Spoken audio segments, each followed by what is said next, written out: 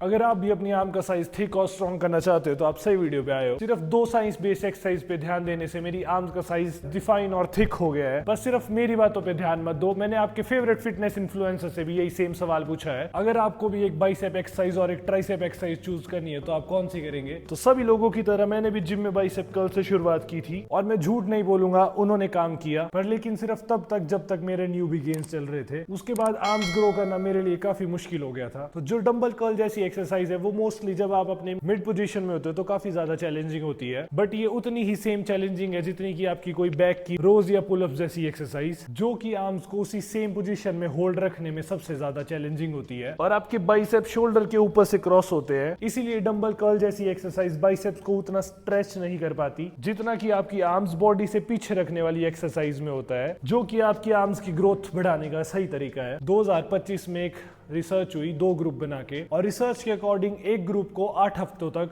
Incline curl करवाया और second group को प्रिचर कर्ल। अब ये दोनों ही एक्सरसाइज बाइसेप के लिए वर्क करती है। इंक्लाइन कर्ल के टाइम मतलब कि आर्म बिहाइंड द बॉडी, मतलब आर्म बॉडी से पीछे होती है, जिससे बाइसेप पे बहुत ज्यादा स्ट्रेच होता है, और ये एक्सरसाइज भी नॉर्मल कर्ल की तरह बीच में सबसे ज्यादा हार्ड होती है। प्रिचर कर्ल में आपकी आर्म बॉडी के सामने होती है, इसलिए बाइसेप उतना स्ट्रेच नहीं होता, लेकिन इस सेटअप में आपके बाइसेप नीचे वाले पार्ट पे ज्यादा स्ट्रेच होते हैं जब आपकी फुल्ली एक्सटेंड हो। सो इस स्टडी के डिजाइन के साथ रिसर्चर्स ये पता लगाना चाहते हैं कि ज्यादा ग्रोथ क्यों होती है। एक ऐसी एक्सरसाइज जो बाइसेप को ज्यादा स्ट्रेच करने पे फोकस करती है, या एक ऐसी एक्सरसाइज जो बाइसेप को स्ट्रेच करने पे नीचे वाले पार्ट पे ज्यादा फोकस करती हो। अब बाइसेप अभी भी स्ट्रेच होते हैं लेकिन इंक्लाइन कर्ल जितने नहीं, और रिजल्ट काफी शॉकिंग थे। इंक्लाइन कर्ल में बाजू में ऊपर वाले पार्ट पे ज्यादा ग्रोथ होती है, लेकिन प्रिचर कर्ल में बाजू में नीचे वाले पार्ट पे ज्यादा ग्रोथ होती है। एक और स्टडी जो अभी तक रिलीज नहीं हुई है उसमें भी ये सेम चीज टेस्ट की गई, बट ज्यादा एक्यूरेट मेजरमेंट के लिए एमआरआई का यूज किया गया था और रिजल्ट भी सेम थे। तो इसका क्या मतलब? तो ठीक है,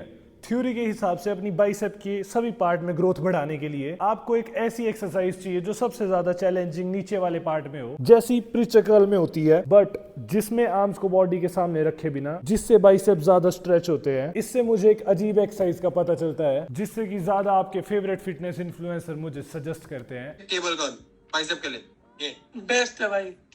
तो नंबर 1 एक्सरसाइज रहेगी हमारी केबल कर्ल, जिससे हमारे बाइसेप पे कांस्टेंट टेंशन बड़ी रहेगी। और सेकंड एक्सरसाइज हमारी होगी कोई भी प्रिचर बेंच पे टाइप ऑफ इंक्लाइन कर्ल, और ये भी काफ़ी अच्छी एक्सरसाइज है। और थर्ड और लास्ट एक्सरसाइज हमारी होगी incline curl behind the body curl, जिसको हम बोलते हैं। तो ये तीनों एक्सरसाइजेज एक जैसी है, तो आप अपने हिसाब से, आपके इक्विपमेंट के हिसाब से जो आपको कंफर्टेबल लगे वो एक्सरसाइज चूज करें जो आपके जॉइंट्स के लिए भी अच्छी हो। लेकिन बाइसेप की सबसे अच्छी एक्सरसाइज करने के बाद भी ये आपके बाइसेप का 30-35% ही साइज बढ़ाती है, बाकी 65-70% आपका ट्राइसेप होता है। बट अनफॉर्चुनेटली ज्यादातर लोग ऐसी एक्सरसाइज करते हैं जो इस मसल को फुली पोटेंशियल तक पहुंचाने नहीं देती, जैसे कि push down, close grip bench press और डिप्स। और ये एक्सरसाइजेस ट्राइसेप के सिर्फ 2 हिस्सों पे वर्क करती है, लेटरल हेड और मीडियल हेड, जो ट्राइसेप को आगे और साइड से स्ट्रॉन्ग बनाते हैं। लेकिन थर्ड हेड, ट्राइसेप का लॉन्ग हेड, सबसे बड़ा पार्ट होता है और उन्हें पीछे से स्ट्रॉन्ग बनाता है।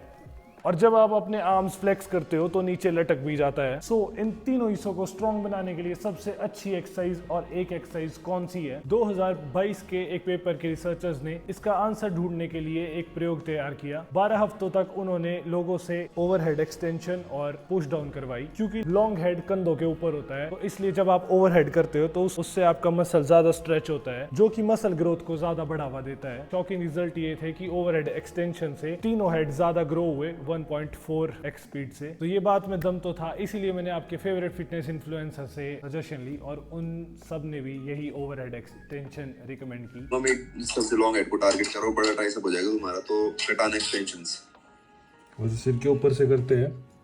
हाँ ठीक है, करके करके तो बता। अभी तो भाई लेटा हूँ मैं। ऐसे हाथ डाल के बता ना। हाँ बस ऐसे देखो बस ऐसी। तो सबकी सजेशन अलग अलग थी। किसी को रोप से केबल एक्सटेंशन ओवरहेड करना पसंद था, किसी को डबल कटाना केबल ओवरहेड एक्सटेंशन करना पसंद था, किसी को सिंगल आर्म ओवरहेड एक्सटेंशन करना पसंद था केबल पे, किसी को डंबल ओवरहेड एक्सटेंशन करना पसंद था। तो ये एक्सरसाइजेस भी एक जैसी ही थी, पर सबकी चॉइसेस अलग अलग थी। किसी को कैसे करना पसंद थी, किसी को कैसे। तो आप अपने अकॉर्डिंग अपने जॉइंट को, जिससे आपको पेन ना आए, बस ध्यान आपको ये रखना है कि आपको एल्बो जॉइंट और शोल्डर जॉइंट पे पेन ना आए, तो वो एक्सरसाइज आप चूज़ कर सकते हो ओवरहेड में। तो और जब डंबल से करोगे तो सपोर्ट ले लेना ताकि एल्बो बाहर ना जाए, और जितना डीप स्ट्रेच करोगे उतना लॉन्ग हेड ज़्यादा स्ट्रेच होगा, जिससे कि ग्रोथ की पॉसिबिलिटी और ज़्यादा बढ़ जाएगी। तो कुछ रह गया होगा मुझसे, मैं बोल नहीं पाया हूँगा, या फिर क्योंकि रात के 11:30 बज रहे हैं मैं कुछ बोल नहीं पाया हूँगा, तो कमेंट करके आप बता देना। मिलता हूँ जल्दी किसी नई वीडियो में, तब तक के लिए take care, love you all, peace, bye bye. और अगर वीडियो पसंद आई है तो कमेंट लाइक कर देना, बहुत मेहनत करते हैं हम तुम्हारे लिए, तो प्लीज़ कमेंट लाइक सब्सक्राइब कर देना। और कुछ रह गया होगा तो पूछ लेना। चलता हूँ मैं, बाय बाय, थक गया बहुत, बाय।